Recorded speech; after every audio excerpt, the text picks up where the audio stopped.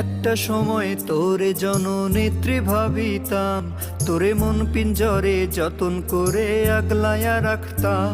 তোর হাসি মুখের ছবি দেখা দুঃখ পুষাইতাম, তুই কাঁদলে পরে কেমন করে হারায়া যাইতাম।